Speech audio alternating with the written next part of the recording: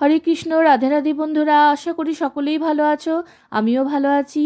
সুন্দর আবার একটা একাদশীর ব্রত মাহাত্ম্য কথা তোমাদের সামনে উপস্থাপনা করব। তো আজকে হচ্ছে 10ই মার্চ 2025 সোমবার, বাংলা 25শে ফাল্গুন, আমলকি একাদশীর ব্রত। তো প্রথমেই বলি, আমলকি একাদশীর ব্রত পালন করতে হবে 10ই মার্চ 2025 সোমবার, বাংলা 25শে ফাল্গুন সোমবার। আর পালনের সময়টা কিন্তু সব সময় ঠিকঠাক রাখতে হবে। একাদশী করলেই হবে না, দশমী, একাদশী আর দ্বাদশী সমান গুরুত্ব দেওয়া হয়েছে। তার জন্য এই 3টে দিনই আমাদের সমান ভালোভাবেই পালন করতে হয়। তো পালনের সময়সূচি হচ্ছে 6টা 35 মিনিট থেকে শুরু করে 8টা 16 মিনিট পর্যন্ত। আবারও বলছি, পালনের সময় হচ্ছে সকালবেলা 6টা 35 মিনিট থেকে শুরু করে 8টা 16 মিনিট পর্যন্ত, মানে 8টা 16 মিনিটের আগেই আমাদের পালন সম্পূর্ণ করতে হবে। বিষ্ণুলোকে যেতে হলে অবশ্যই আমলকি উপবাস করা উচিত। আমলকি উপবাস নয়, মানে সমস্ত এই একাদশীগুলোই আমাদের পালন করা একান্ত কর্তব্য বলে মনে করা হয়। আমলকি একাদশীর দিন সকলে ভগবানকে আমলকি দিয়ে পূজা দিও এবং সেই আমলকি প্রসাদ রূপে গ্রহণ করো। এই আমলকি বৃক্ষ খুব শুভ। ভগবানের মুখপদ্ম থেকে এক বিন্দু জল ভূমিতে পড়ে, সেই জল থেকে এই বিশাল বৃক্ষ সৃষ্টি হয়, সেটা হলো আমলকি বৃক্ষ। এই বৃক্ষের প্রতিটি পাতায়, শাখা প্রশাখায় দেব, ঋষি এবং প্রজাপতিগণ বাস করেন। তাই এই বৃক্ষ অত্যন্ত শুভ বলে মনে করা হয়। দর্শন মাত্রই অনেক মানুষের কৃপা লাভ হয়। তো চলো এবার আমলকি একাদশীর ব্রত মাহাত্ম্য কথা তোমাদের শ্রবণ করাবো। যুধিষ্ঠির বললেন, হে কৃষ্ণ, মহাফল দাতা বিজয়া একাদশীর কথা শুনলাম। এখন ফাল্গুন মাসের শুক্লপক্ষের একাদশী যে নামে বিখ্যাত তা বর্ণনা করুন। শ্রীকৃষ্ণ বললেন, হে মহাভাগ যুধিষ্ঠির, মান্ধাত্তার প্রশ্নের উত্তরে মান্ধাত্তা বশিষ্ঠ এই একাদশীর মহিমা কীর্তন করেছিলেন। আপনার কাছে এখন আমি সেই কথা বলছি। এই একাদশীর নাম আমলকি। বিষ্ণুলোক প্রদানকারী রূপে এই একাদশী বিশেষভাবে মহিমান্বিত। একাদশীর দিন আমলকি বৃক্ষের তলে রাত্রি জাগরণ করলে সহস্র গাভী দানের ফল লাভ হয়।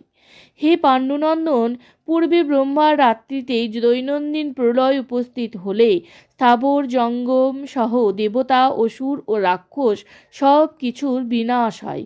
তখন ভগবান সেই কারণ সমুদ্রে অবস্থান করেন। তার মুখপদ্ম থেকে চন্দ্রবর্ণের এক বিন্দু জল ভূমিতে পড়ে। সেই জলবিন্দু থেকে একটি বিশাল আমলকি বৃক্ষ উৎপন্ন হয়।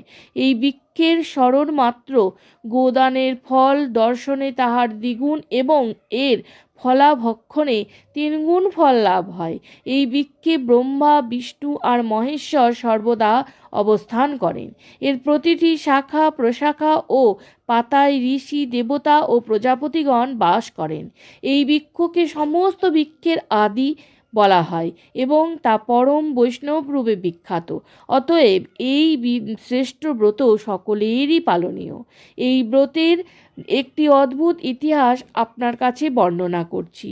প্রাচীনকালে বৈদিশ নামে এক প্রসিদ্ধ নগর ছিল। এই নগরে চৈত্ররথ নামে এক রাজা রাজত্ব করতেন। চন্দ্রবংশীয় পাশবিন্দুক রাজার প্রত্যরূপে তিনি জন্মগ্রহণ করেন।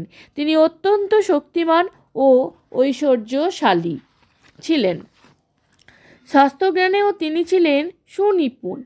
তার রাজ্যে সর্বত্রই মনোরম আনন্দপূর্ণ এক দিব্য পরিবেশ লক্ষ্য করা যেত। প্রজারা ছিলেন বিষ্ণুভক্তি পরায়ণ। সকলেই একাদশীর ব্রত পালন করতেন। তার রাজ্যে কোনো অভাব অমঙ্গল ছিল না। এইভাবে প্রজাদের নিয়ে রাজা চৈত্ররথ সুখে দিন যাপন করতে থাকেন। এক সময় ফাল্গুনী শুক্লপক্ষের দ্বাদশী যুক্তা আমলকি একাদশী তিথি সমাগত হওয়ায় রাজ্যের সকলেই এই ব্রত পালনের সংকল্প করলেন। ওই দিন প্রাতঃ স্নানের পর প্রজাদের নিয়ে রাজা ভগবান শ্রীবিষ্ণুর মন্দিরে যান।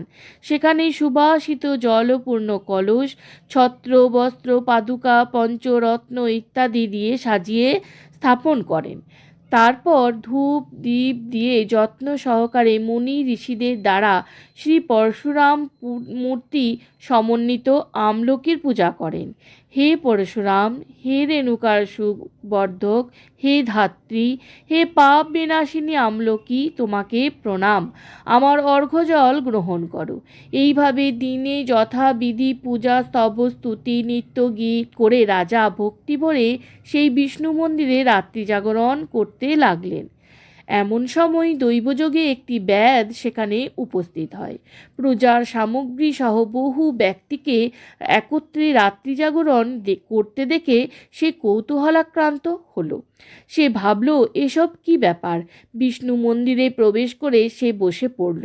কলসের উপরে স্থাপিত বিষ্ণু মূর্তি দর্শন করল। ভগবান বিষ্ণু এবং একাদশীর মাহাত্ম্য সে মনোযোগ দিয়ে শুনল। সারাদিন ওই ব্যাধ কিছুই আহার করেনি। এইভাবে ক্ষুধায় কাতর হয়ে সেখানে সে রাত্রি জাগরণ করল। পরদিন প্রজাসহ রাজা নগরের দিকে যাত্রা করলেন। সেই ব্যাধও তার গৃহে ফিরে গেল। এরপর এক সময় ব্যাধের মৃত্যু হলো।